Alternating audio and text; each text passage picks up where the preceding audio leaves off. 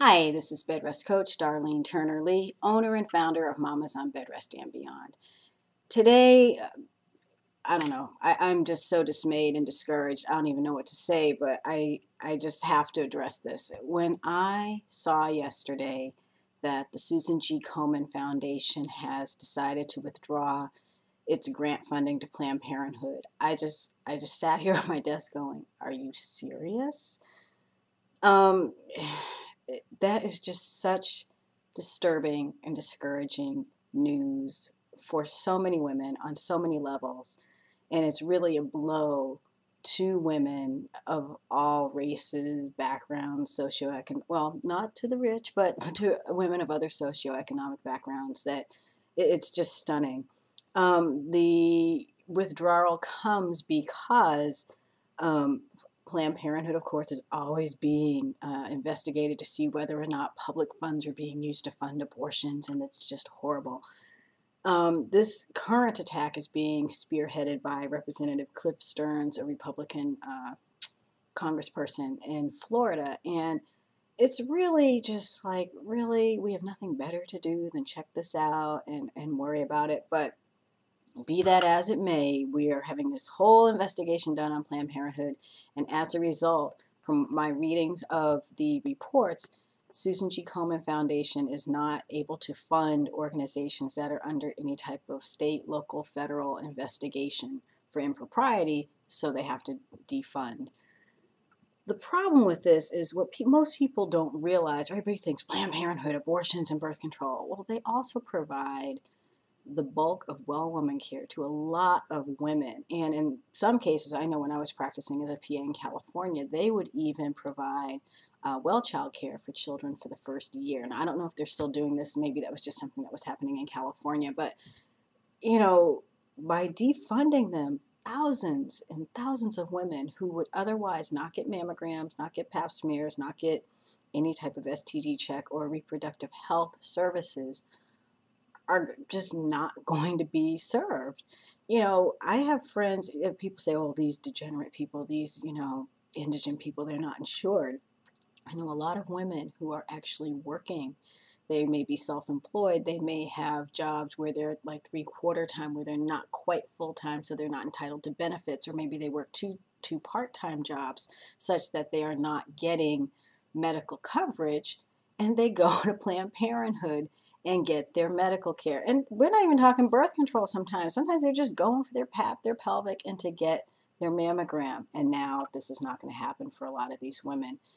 It's a really, really sad state. I think it's just so indicative of what is going on in women's health in this country right now.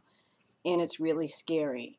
Now, again, technically I'm Mamas on Bedrest and Beyond. Why are we talking about this? What do we care about Planned Parenthood? Oh, I'm pregnant, I'm on bed rest, and this doesn't pertain to me. Oh, yes, it does. Because if you have been watching the news at all, you will see, and if you haven't been, you need to know and understand that there is a gradual and very effective campaign going on to just eliminate a woman's reproductive health rights. And if you don't believe me, I'm just going to go through, in preparing for this, just little bitty things I pulled off the web.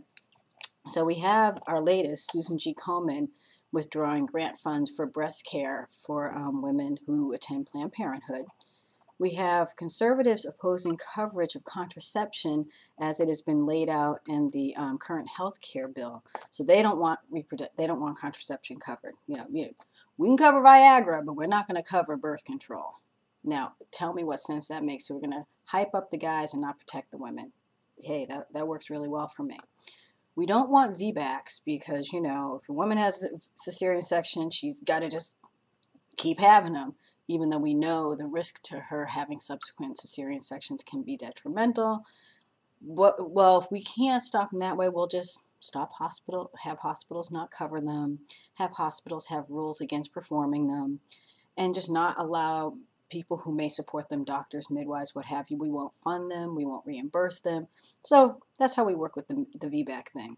We don't want home births because those are unsafe, although the CDC just showed that it has a high margin of safety and efficacy. A lot of women prefer home birth. A lot of women prefer births with midwives. But in 23 states, it's not legal to have midwives perform home births. And 11 of these other states have rules against it. So can't have home births. Can't choose who you want to deliver your child. We're having these crisis pregnancy centers, which are huge down here in Texas, that won't give full-scale pregnancy options to women. It's you should have the child or put the child up for adoption. But let's keep going. There's no paid maternity leave. If the woman has no insurance and she can't go to Planned Parenthood, who's going to take care of this woman and her child? Who's going to give her prenatal care? We already established Medicare doesn't want to have a whole lot to do with low-income women. They're only going to pay up to about $600 per delivery and up to 10 prenatal visits. So, you're stuck between a rock and a hard place. Have the baby, but we're not going to help you pay for it. We're going to go on. There's no paid maternity leave. So this woman, maybe she's working at, McDonald's or something. She doesn't have paid maternity leave. She doesn't have a high-paying job. Heaven help her if she goes on bed rest. Come on, look at this. The absurdity of it would be funny if it weren't so real. The same woman that we're telling her now, CPC is telling her, have the baby, we'll help you. We don't subsidize childcare. We've cut childcare funding. We don't want to have childcare. That's your problem to do. And we're cutting our educational spending, so our children aren't getting the educations they need. I mean, when you keep, there are probably a few in here I've forgotten. But these are the ones I am talking a very quick 2-minute search while my webcam was booting up of the things I was able to just pull off the web of what's going on with women's reproductive health. You're on bed rest. How many of you are losing insurance because you're not at work? How many of you are getting paid because you're on bed rest? Even though it's a medical condition now, we like to say, well, pregnancy isn't really an illness or disease. Once you have a complication, it becomes that. Why aren't we having these things covered? Why aren't we if someone has a bypass and has complications, we don't cut them off after 12 weeks. If someone gets a hip replacement and has complications, we don't cut them off after 12 weeks. Why are we cutting women off after 12 weeks? These are very simple and very fundamental questions. It's sad. I am so dismayed that Komen, I think I'd be mad if anybody cut funding to women's healthcare services, but the fact that a woman's organization, an organization that specifically targets a woman's disease, i.e. breast cancer, though, yes, men get breast cancer, but let's talk, the bulk of it goes to women, and they're just not going to help thousands of women take care of themselves because we know early detection saves lives, is just disheartening, and it breathes to that kind of divide and conquer thing that I remember reading something in high school, and we learned about it, and I can't remember the exact quotation and all, but they talked about it in terms of slavery, and then people, oh God, you're going into the racism thing, but it's just an example in that when the slave trade was going on, what they did is when they brought in slaves from different areas, they separated tribes, they separated people of different countries because they didn't want them talking, they didn't want them banding together, they didn't want them working together. And without going into the whole thing, I'm kind of seeing this because if Komen's not supporting Planned Parenthood, that drives a rift. And then women, we may polarize, and I'm not going to support Komen, and I'm not going to support Planned Parenthood. And if you keep the rift going, well, then not much is going to be happening. And we have to be careful about this. I have to admit, I was just as ticked as anyone last night. I'm not running any more of those Race for the Cures. I'm not wearing pink and, screw the ribbon. But, as I thought about it through the night, what is that going to solve?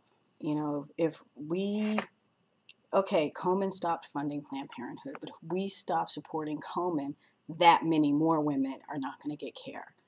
So, it's really tough. We are really in between a rock and a hard place, and yet we have to stand. We have to stand and demand that women's reproductive health, women's reproductive rights, just women's health care in general be a priority. We are half of the freaking population, and we should not be cast aside and made to kowtow. I mean, we don't tell men where they can go and have their prostate examined. We don't tell them how to have surgery if they need it. We don't tell them.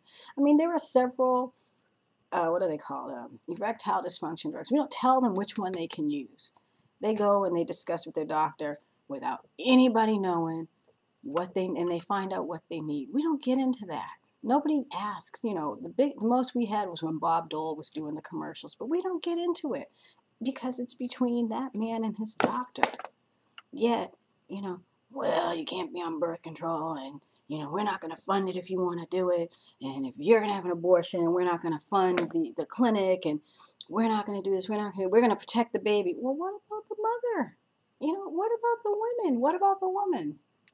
So it's, we could go on, we could rage and rant, but I think the bottom line is, one, I'm asking you, mamas on bed rest and supporters, to be vigilant, to watch what's going on, because this is an election year. It's a big one. Everybody's like, get Obama out.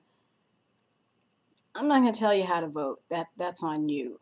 But look at what is going on and really decide, is this how you want your country to go? Everybody's worried about the deficit, and that is a problem. Unemployment's a huge problem. But pretty soon, we're not going to have a viable workforce because people are going to be sick and they're not going to be able to take care of themselves. We're not thinking about that. People aren't going to have homes. People don't have food. People don't have ways to take care of themselves. Yeah, the deficit's a problem. Yeah, jobs are a big issue. But general health is also a problem. And if we are not taking care of our people, we got bigger problems with our infrastructure, if you will. Look at who is running. Listen to what they are saying and think about your own situation and ask, am I going to be better off or worse with this person in office? Am I going to be better off or worse if this particular piece of legislation is passed? Am I going to be better off or am I going to be worse if I support an organization that essentially isn't saying it's not going to support me? That's all I'm saying. Mamas on bed rest, yes, we try and we do our best for, high-risk pregnant women. But on the scheme of things, yeah, we're only pregnant and maybe on bed rest at most 40 weeks, because that's the term for pregnancy. So we're only going to be on bed rest or pregnant for 40 weeks. What about the rest of our lives? Are we in good shape for the rest of our lives? Are we being served? Are we being cared for? Are our needs being met? And after seeing what happened with Komen and Planned Parenthood, the backlash against covering contraception and Obamacare, we don't want VBACs, although they've been shown to be safe in the right situation and with the right patients, no home births, no midwife providing, attendance at home birth, CPCs offering no contraception, and in some places, we won't even offer you care unless you come with a spouse or your parent. You're not even a person. You're not even competent to make the decision. You have to bring someone else, typically a male, to come in and speak for you because we just don't think you know what you're talking about. Loving that one. No paid maternity leave. So just work, but then, you can be like I was turning 35. What's a girl like you not married? Well, I just wasn't married. But even still, once I got married, thankfully my husband had a good job because you wouldn't have paid me to be off. No child care subsidies for women who are lower income and need help so that they can work and take care of the children that everybody's complaining that they're having, the ones that the CPCs told them to have, and decreases in educational spending. It's a wonderful life here in the U.S. No wonder they call it dangerous delivery, the Amnesty International video. We have to really think, people. Yes, I work for mamas on bed rest. I advocate for them, but again, pregnancy is at best 40, 42 weeks. Let's look at the rest of our lives, and boy, we're trashing it left, right, and center. It's pretty scary. We need to be alert. We need to speak up. We need to be active and try not to polarize.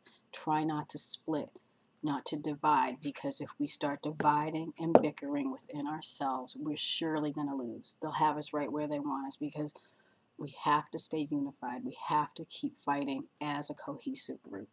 If we don't, we're sunk. That's all I'm going to say about this. Couldn't let it go by. It's not the, gee, what should you do on bed rest? Or actually it is. You need to talk to your your elected officials. You need to think about how these different pieces of legislation and rules and regulations are going to affect you, and govern yourself accordingly. You know, a lot of people feel like, I think it's for the best, and if that's your stick, okay.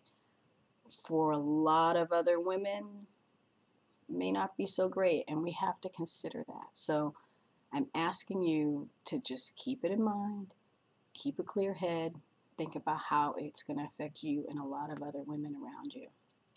This is Darline Turner-Lee, Bedrest Coach, owner and founder of Mamas on Bedrest and Beyond. Thank you for listening.